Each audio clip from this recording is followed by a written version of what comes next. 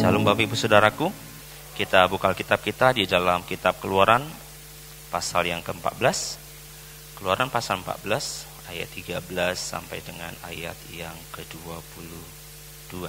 Keluaran pasal 14 ayat 13 sampai dengan 22, kita baca bersama-sama. 2, 3.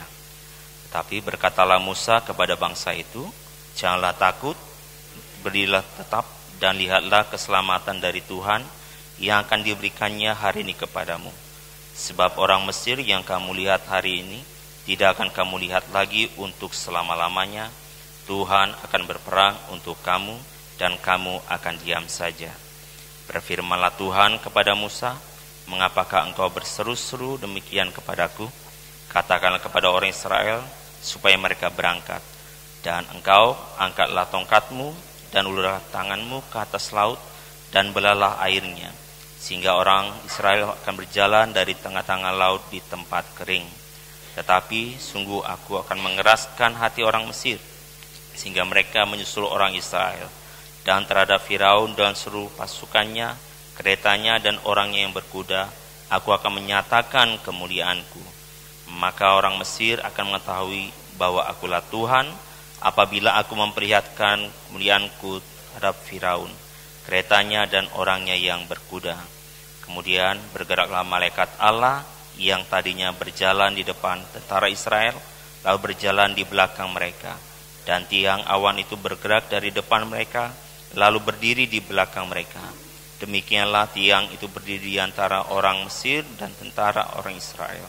Dan oleh karena awan itu menimbulkan kegelapan, maka malam itu lewat, sehingga yang satu tidak dapat mendekati yang lain semalam-malaman itu. Lalu Musa mengulurkan tangannya ke atas laut, dan semalam-malaman itu Tuhan menguakkan air laut dengan perantaran angin timur yang keras, membuat laut itu menjadi tanah kering, maka terbelahlah air itu. Demikianlah orang Israel berjalan dari tengah-tengah laut di tempat kering, sedang kiri dan kanan mereka air itu sebagai tembok bagi mereka. Amin. Bapak Ibu Saudaraku, waktu saya membaca ayat ini ada hal yang menarik yang Tuhan nyatakan, sehingga saya coba memberikan tema selalu ada jalan. Di dalam hidup kita terkadang ada situasi yang membuat kita harus terhenti, karena kita tidak tahu lagi kemana harus melangkah. Kalau kita lihat ceritanya, apa yang firman Tuhan katakan, bahwa bangsa Israel sudah keluar dari tanah Mesir. Nah, sekarang mereka diperhadapkan bahwa di depan mereka adalah Laut Tebrau. Di belakang mereka pasukan yang begitu besar mengejar mereka. Jadi bangsa Israel diperhadapkan dengan dua pilihan yang luar biasa. Maju ya mereka mati oleh karena lautan,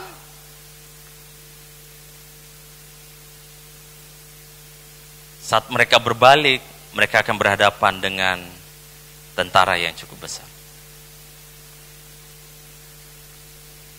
Bisa jadi di dalam kehidupan kita, seringkali di dalam kita mengiring Tuhan, berjalan bersama dengan Tuhan, terkadang Tuhan memperhadapkan mungkin situasi yang hampir sama.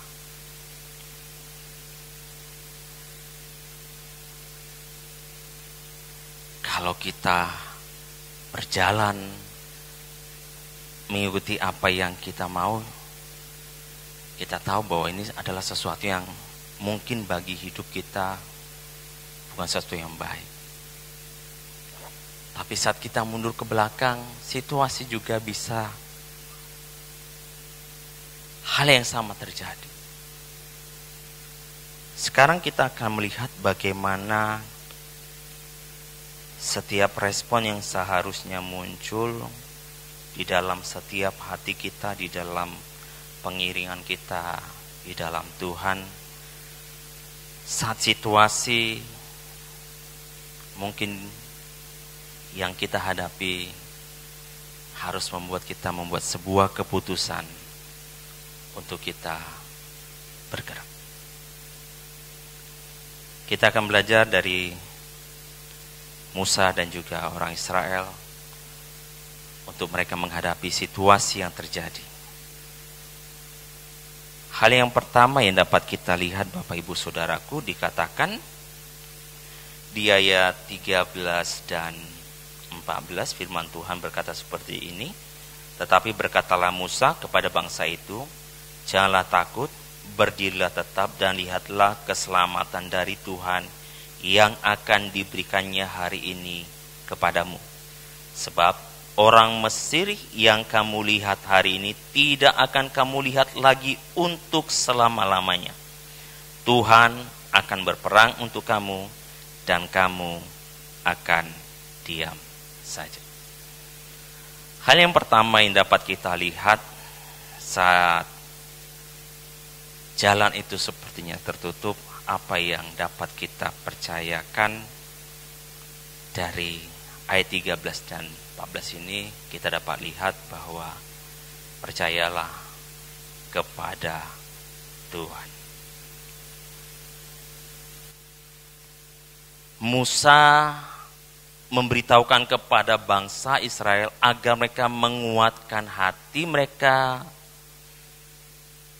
untuk tetap berdiri dan percaya kepada Tuhan yang akan menjadi pembela di dalam hidup mereka. Bapak Ibu Saudaraku, di dalam situasi yang mungkin bisa diperhadapkan saat kita dalam kondisi terjepit, jujur kita Tuhan berikan akal untuk berpikir. Pasti kita akan mencoba mencari jalan keluar yang terbaik yang bisa kita kerjakan. Karena Tuhan memberikan akal untuk kita berpikir.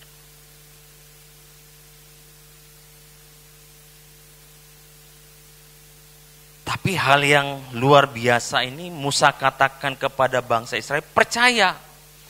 Kalau Tuhan sudah menyuruh kamu keluar, percaya bahwa Dia yang akan membawa kamu juga masuk ke dalam tanah perjanjian.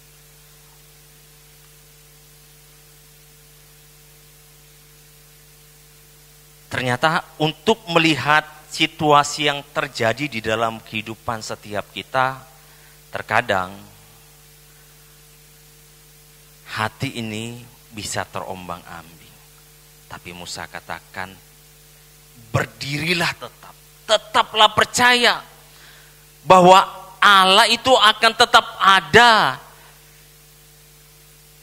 di dalam kamu dan berperang menggantikan kamu. Tapi sering kali kita berperang dengan batin kita, dengan situasi yang terjadi. Tidak percaya bahwa Allah melalui rohnya sedang memberikan damainya untuk kita bisa bergerak dan melihat rencana Allah.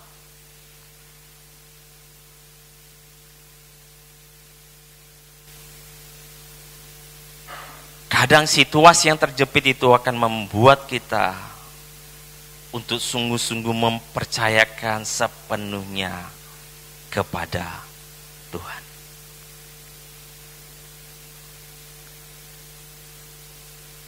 Tuhan mau kita ada di dalamnya. Percaya kepada Dia. Karena kenapa Bapak Ibu Saudaraku? Di dalam ayat 19 dan 20 kita sedikit lompat. Dikatakan seperti ini. Kemudian bergeraklah malaikat Allah yang tadinya berjalan di depan tentara Israel, lalu berjalan di belakang mereka. Dan tiang awan itu bergerak dari depan mereka, lalu berdiri di belakang mereka. Demikianlah tiang itu berdiri di antara tentara orang Mesir dan tentara orang Israel. Dan oleh karena awan itu menimbulkan kegelapan, maka malam itu lewat sehingga yang satu tidak dapat mendekati yang lain semalam-malaman itu. Kita mempercayakannya kepada Tuhan karena Tuhan yang akan menjadi pembela di dalam hidup kita. Tuhan yang memimpin untuk bangsa Israel keluar, Tuhan ada di depan. Pada saat masalah itu terjadi, ada hal yang begitu besar mungkin mengejar di belakang kita. Allah yang di depan itu akan tetap menjadi pembela saat masalah yang di belakang itu terjadi. Di dalam setiap situasi dalam hidup kita, Allah yang kita percayakan di dalam hidup kita itu akan menjadi pembela yang utama. Apapun itu. Jadi mari hati kita percaya, seperti tadi pujian tadi, hatiku percaya. Mari kita percayakan sepenuhnya kepada Tuhan. Hal yang kedua yang dapat kita pelajari Bapak Ibu Saudaraku, di ayat 15 dan 16 firman Tuhan berkata seperti ini. Berfirmanlah Tuhan kepada Musa, mengapakah engkau berseru-seru demikian kepadaku? Katakanlah kepada orang Israel supaya mereka berangkat. Dan engkau angkatlah tongkatmu dan ulurkanlah tanganmu ke atas laut dan belahlah airnya. Sehingga orang Israel akan berjalan dari tengah-tengah laut di tempat kering. Hal yang kedua yang dapat kita pelajari Bapak Ibu Saudaraku, di sini Tuhan mau kita bertindak seperti yang firman Tuhan katakan.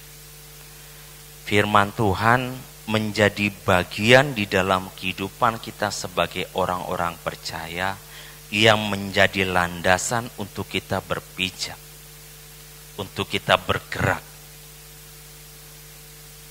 Saat firman Tuhan menjadi dasar di dalam hidup setiap kita, saat masalah itu terjadi, ternyata yang Tuhan mau bukan kita lari.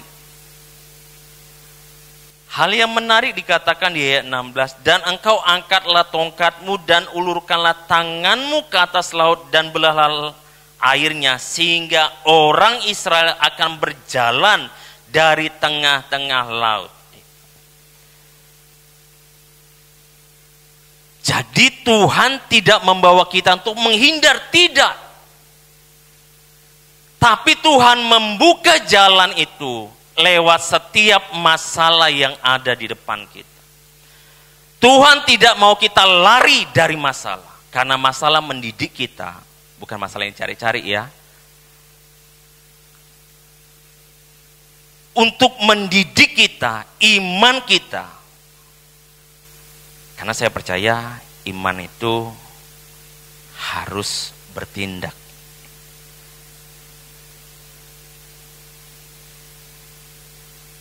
Dan Tuhan membawa bangsa Israel, bukan mereka lari, tidak. Tapi mereka tetap harus melewatinya dengan caranya Tuhan. Firman sebagai dasar untuk kita bertindak di dalam hidup kita.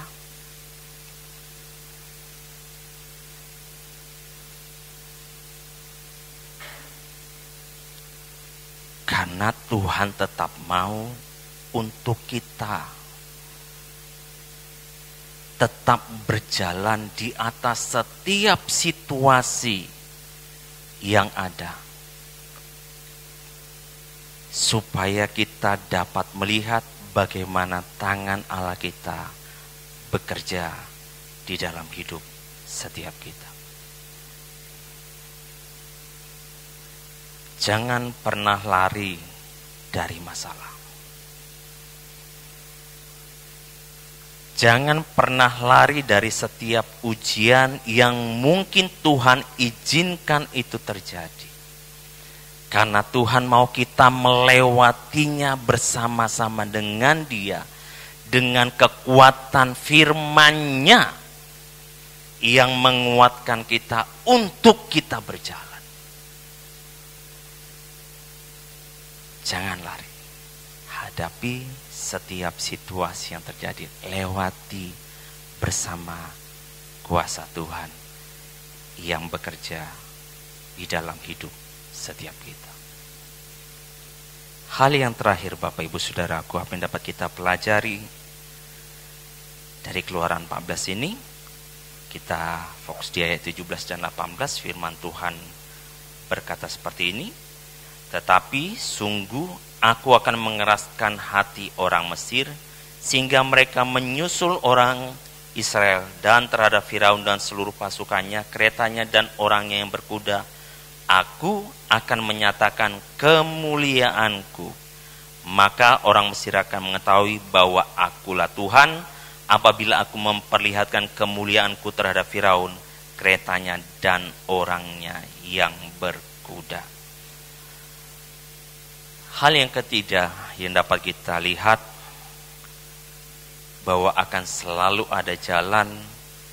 Hal yang ketiga dapat kita lihat bahwa Tuhan izinkan setiap hambatan itu terjadi supaya kita dapat melihat kuasa Tuhan bekerja dalam hidup kita.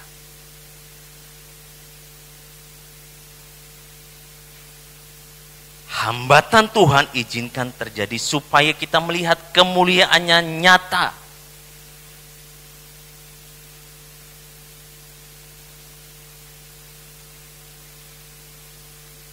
Tidak akan ada mukjizat kalau tidak ada sesuatu yang harus terjadi. Saat kita ada dalam kelemahan tubuh, saat kita ada sakit penyakit dan mungkin dokter memvonis,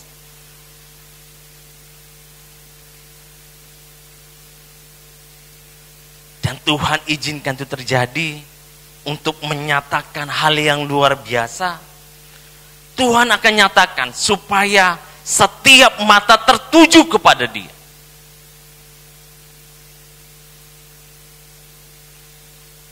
Itu yang Tuhan nyatakan.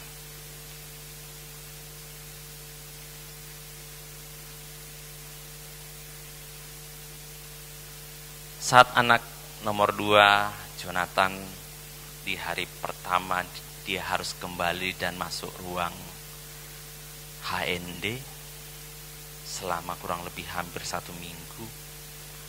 Karena gula darahnya sudah dianggap 0, tidak terdeteksi.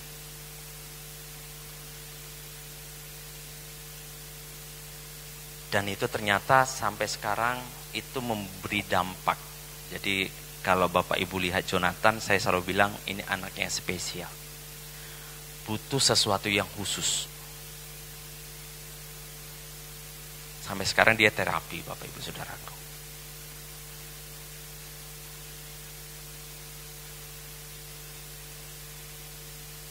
Saat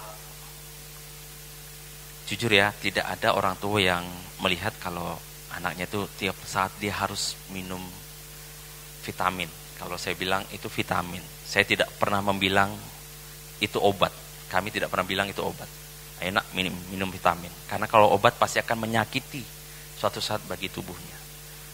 Saya sama istri selalu bilang, ini vitamin untukmu.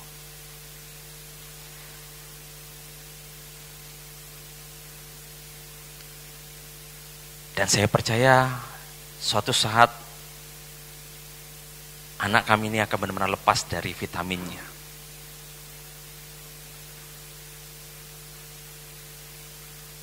Apakah itu sudah terjadi? Belum. Tapi saya percaya itu pasti terjadi.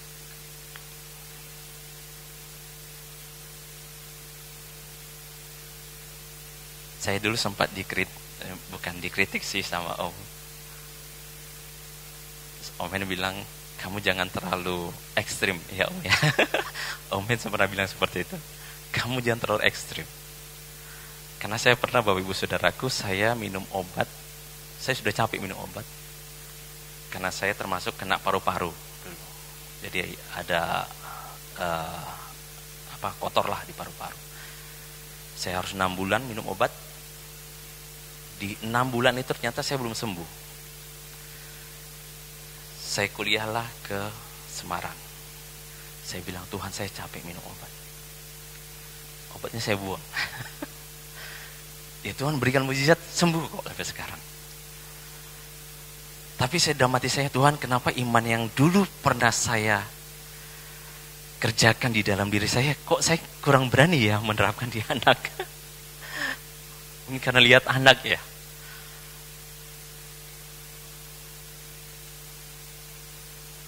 Makanya saya bilang, Tuhan saya percaya Jonathan akan lepas dari kebutuhan dia minum vitamin.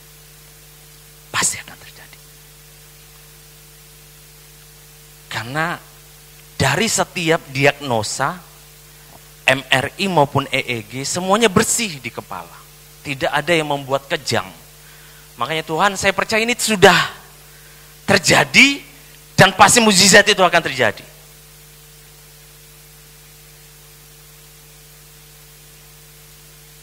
Jadi situasi Tuhan perhadapkan untuk kita melihat kemuliaan Tuhan yang akan dinyatakan di dalam kehidupan setiap kita. Mari percaya kepada Tuhan. Bergerak di dalam firman-Nya yang kuat di dalam hati kita. Karena itu Tuhan izinkan supaya kuasa Tuhan semakin nyata dalam hidup setiap kita. Amin. Biarkan hati kita tetap percaya kepada pribadi Tuhan yang sungguh-sungguh kita andalkan di dalam hidup setiap kita. Mari kita datang di hadapan Tuhan.